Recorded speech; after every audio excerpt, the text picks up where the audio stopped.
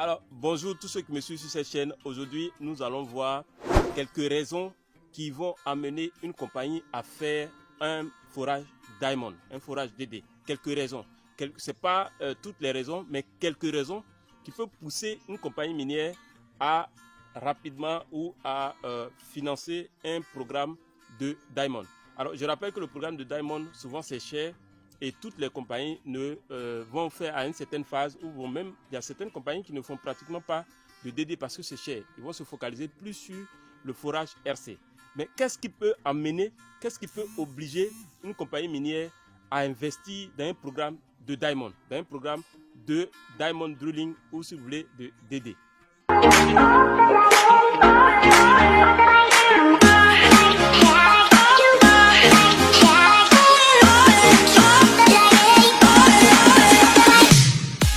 Alors, la première chose, la première raison que je peux vous donner, donc il y a plusieurs raisons, mais une des raisons que je peux vous donner, c'est le fait que la compagnie veut comprendre la structurale. Donc, veut pouvoir faire des mesures structurales pour comprendre la structurale. Donc, ça peut être une des conditions, ça peut être une des raisons. C'est-à-dire la compagnie fort, parce qu'en RC, ça va être difficile, puisque vous avez, le forage RC est un forage destructif. Donc, ça va être difficile de véritablement apprécier tout ce qui est déformation, tout ce qui est, tout ce qui est élément structural, hein, en tout cas, tout ce qui concerne les éléments liés à la structurale. Et pour ça, le forage RC ne va pas suffire. C'est vrai que on peut, quand on prend les chips, donc les fragments de roche de RC, on peut voir quelques déformations, mais le forage DD, donc l'échantillon de ce qu'on appelle la carotte qui sort lors du forage DD, va nous donner plus d'informations dans le domaine de la structurale. Donc, une première condition, une première raison va être les mesures structurales. La compagnie veut avoir quelques mesures structurales, donc elle va faire le forage DD. Une deuxième raison peut être par exemple les mesures géotech. Donc toutes ces informations-là, la compagnie a besoin pour apprécier la compétence de la roche, etc.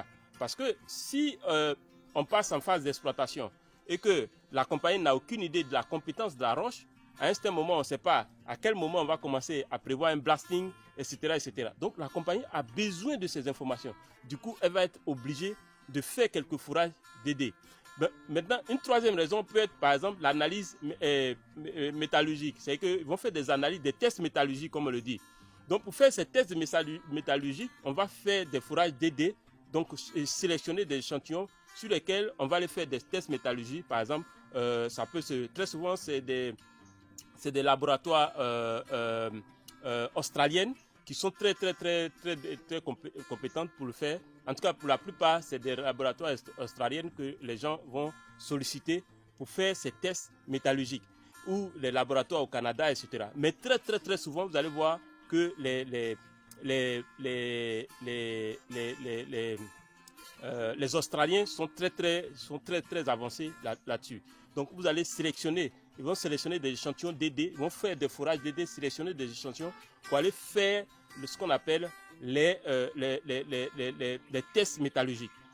Une quatrième condition, ça peut être le fait que lorsqu'on fait le forage RC, si vous êtes dans une zone où il y a une fragmentation, c'est que si vous êtes dans une zone très fragmentée, une zone très fracturée, cette zone-là, généralement, au cours du forage DD, il y a tellement de venues d'eau que vous allez, au cours du forage RC, vous allez avoir tellement de venues d'eau que vous allez avoir des échantillons mouillés. Or, l'échantillon mouillé est supposé être contaminé. Du coup, la compagnie, si c'est une zone qui est minéralisée, la compagnie va être obligée, pour ces trous-là, de les continuer en DD. Donc, parce que l'avantage, c'est que ça peut être pour la qualité de l'échantillon. Donc, on peut décider de passer en DD. Un trou peut commencer en RC et le terminer en DD, parce que là où on a la minéralisation, c'est une zone très fracturée et les venues d'eau sont telles que le booster, le compresseur, le booster, tout ça n'arrive pas à chasser l'eau, on n'arrive pas à avoir des échantillons secs. Donc du coup, on est obligé de continuer ce trou avec un forage DD. Alors, une dernière raison qui va pousser une compagnie minière à faire un forage DD, c'est, vous voyez, qu'est-ce qui va se passer? Quand vous avez la carotte, on a la possibilité de fendre la carotte à l'aide de la scie, garder un échantillon au niveau de notre carothèque et l'autre échantillon va au laboratoire pour analyse. Ce qui fait que quoi? On a le temps de collecter le maximum d'informations sur notre roche. Donc ça peut être le détail, l'altération, les types d'altération. On peut même faire des lames minces. Sur un forage RC, moi je n'ai pas encore vu, on ne peut pas prendre les fragments pour aller faire des lames minces. Donc si on a des carottes, on peut utiliser ça, faire des lames minces pour avoir un détail sur la roche, sur la composition de la roche, le type d'altération. On peut voir pratiquement même les zones, les particularités de ces zones minéralisées. Donc voilà quelques exemples, quelques raisons qui vont pousser une compagnie minière à investir nécessairement à un certain moment de son programme. Généralement, ce n'est pas au début, c'est quand le programme est très avancé, très souvent, en tout cas, pour l'expérience que j'ai, quand le programme est très avancé, qu'on va prévoir des forages DD. C'est qu'au départ, on va partir, on va faire des forages Aircore, même Auger, Aircore, et puis on va booster RC. Et à un certain moment, si les choses sont intéressantes pour nous, la compagnie va commencer à positionner des trous DD. Donc, première raison, j'avais dit, une des raisons, c'est déjà pouvoir faire des mesures structurales sur la roche qu'on récupère. D'accord? Deuxième raison qui va justifier le fait qu'une compagnie va décider de faire un forage DD malgré le coût. D'abord, non seulement c'est cher, mais c'est lent. Or, une compagnie veut gagner en temps. Regardez, c'est que là où un forage RC dure peut-être un seul shift, même pas deux shifts, un seul shift, c'est qu'un shift de jour, si par exemple si vous faites du shift de jour et du shift de nuit, là où un seul forage peut faire uniquement le shift de jour, en RC, en DD, ça peut faire 3 jours, voire plus. C'est lent, mais les compagnies sont obligées. Parce qu'à un certain moment, ils vont être obligés parce qu'elles veulent avoir des informations supplémentaires. Vous voyez? Donc, comme je l'ai dit, ça peut être pour avoir des mesures, pouvoir faire des mesures structurales sur la carotte. Ça peut être pour éviter une zone où la zone est minéralisée, mais en RC, tellement la zone est fracturée, il y a de fortes venues d'eau, on n'arrive pas à récupérer les échantillons secs. Donc du coup, la compagnie va être obligée de continuer ce trou en DD pour pouvoir avoir des échantillons non contaminés. Ça peut être aussi des forages qu'on va faire et on va prendre une partie de ces échantillons pour aller faire des tests métallurgiques. Ça peut être aussi, on va faire ce forage DD parce qu'on veut faire des tests, par exemple, de géotechnique. D'accord?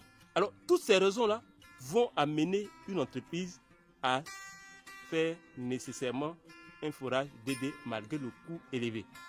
Donc voilà rapidement dans cette vidéo quelques raisons qui vont pousser une compagnie minière à opter pour un forage DD à un certain moment de son programme. Si cette vidéo t'a plu, mon frère, tu as une seule chose à faire, à me faire un gros like pour m'encourager, à partager au maximum. Et sachez que si vous avez besoin d'une formation dans le domaine des mines, que ce soit dans le domaine de la géologie, dans le domaine des logiciels, MapInfo, ArcGIS, QGIS, Micromine, etc., SurPack, vous pouvez me contacter. Vous avez mon numéro WhatsApp, c'est plus 225 59 42 17 05. Aussi, si vous êtes intéressé par le domaine des mines et que vous voulez investir dans le domaine des mines et que vous avez besoin d'assistance, de conseils, vous pouvez aussi me contacter. Vous prenez juste rendez-vous via WhatsApp. Et aussi, j'ai mon club Mine Pro. Si vous êtes intéressé par la géologie, vous êtes un jeune géologue, un chef de projet et que vous avez besoin de quelqu'un qui... Aujourd'hui, toutes les compagnies, regardez, tous les managers ont des gens qui les coachent. Dès qu'ils ont besoin de discuter, ce n'est pas parce qu'ils ne sont pas bons en géologie, mais vous pouvez avoir des idées d'interprétation, votre manière d'interpréter, votre idée. Du coup, si vous avez quelqu'un que vous pouvez contacter à tout moment et discuter avec la personne, ça ouvre l'esprit. Sinon, ce n'est pas le club Mine Pro. Je ne dis pas que vous n'êtes pas bon en géologie, donc je viens vous enseigner toute la géologie. Non, c'est pour qu'on puisse discuter de sujets qui vous intéressent. D'accord? Et c'est sous forme d'abonnement mensuel et ça vous permet de rester en contact avec moi. Alors, si ce qui vous intéresse, vous n'avez qu'à mettre en commentaire. Je suis intéressé peut-être par une assistance, un accompagnement ou par une formation ou appartenir au Club Mine Pro.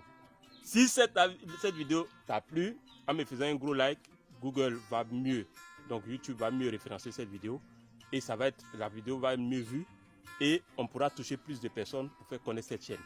Sachez que cette chaîne est dédiée entièrement au domaine des mines, donc qui touche les questions HSE, les questions de l'environnement, les questions d'exploration, les questions d'exploitation. À très bientôt, ciao, ciao. Reste, souvenez-vous, je suis dans mon champ de bananes. Donc, ma bananeraie ou je sais pas quoi.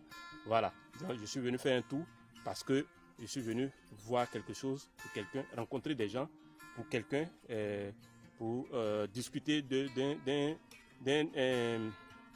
projet en cours.